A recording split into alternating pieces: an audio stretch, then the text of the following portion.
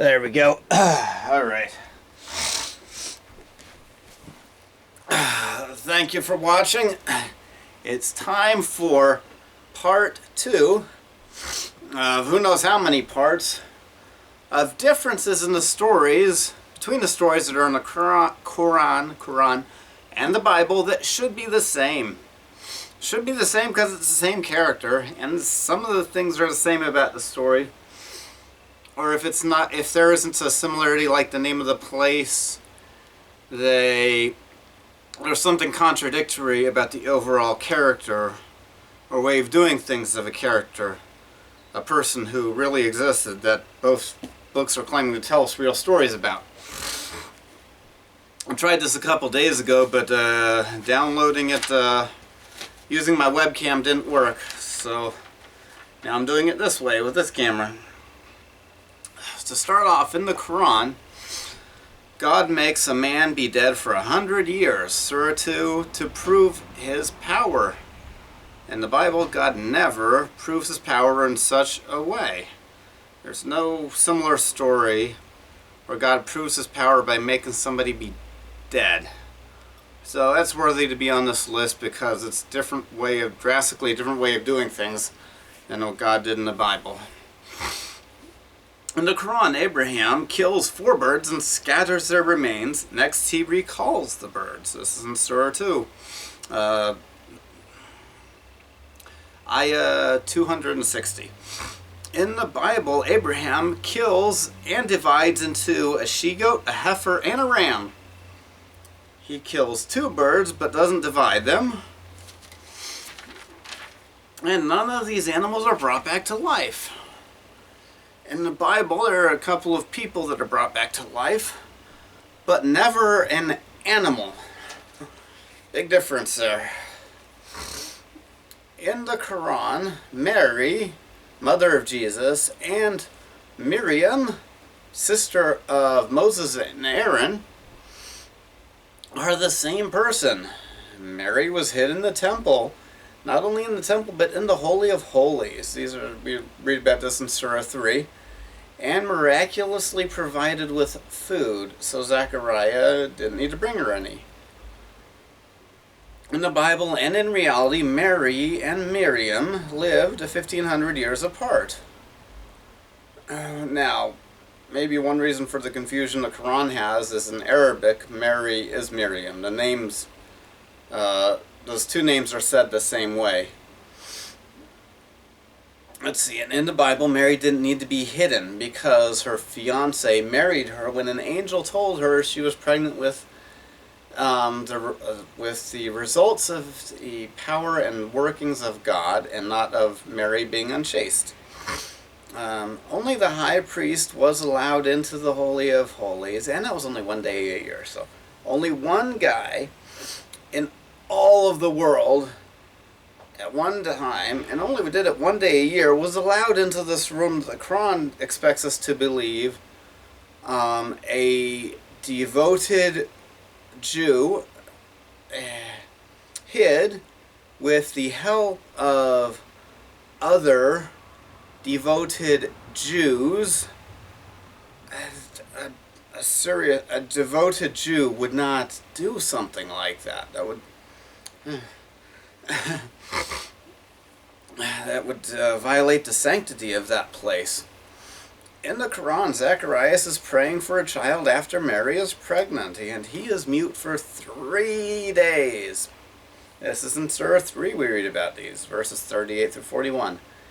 In the Bible, Zacharias is told about his wife's pregnancy before he finds out about Mary's pregnancy.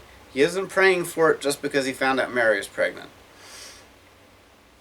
And he's mute for a lot longer than just 3 days. The Bible does not give us a number. It does not list or enumerate how many days it is. But Zechariah did not know his wife was pregnant yet. I'm sure his wife did not give birth to his son 3 days after starting to show. So it was at least a few months there.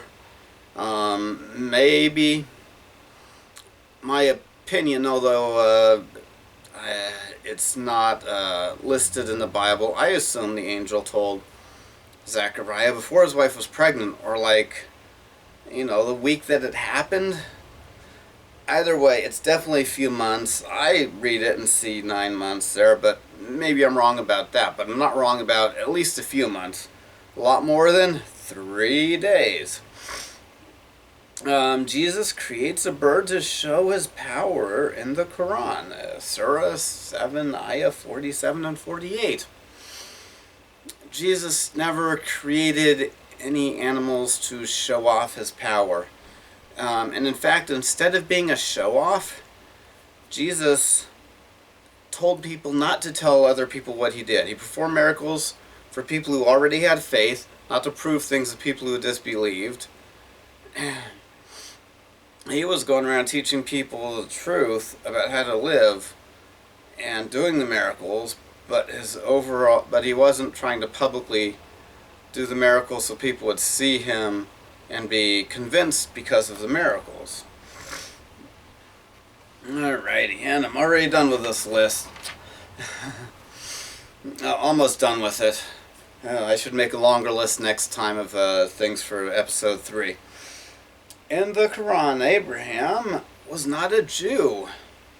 Surah 3, Ayah 67 says that.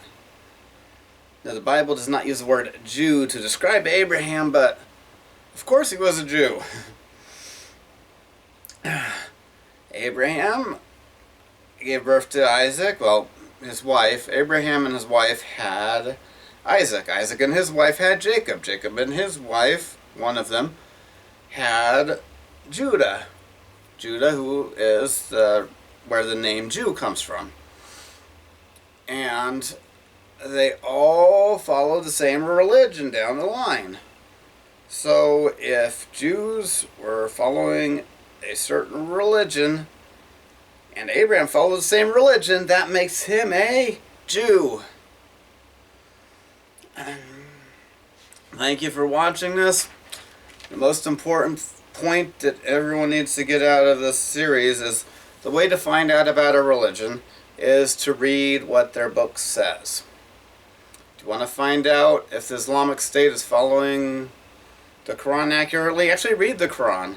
Don't just listen to Judy Zasser or whoever else that's going to get on TV and say, no, they aren't. Well, I'm not saying whether they are or not right now, but find somebody who is. Are women treated well in the religion of Islam?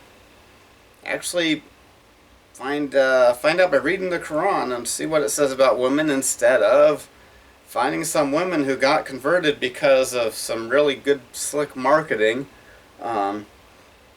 but didn't actually read the Quran or find out what it says before she got converted. You want to find out about other religions? You want to find out about Mormonism? Read the Bible and the Book of Mormon. Want to find out about Buddhism? Find their book, read it, instead of just hearing what somebody else says about it.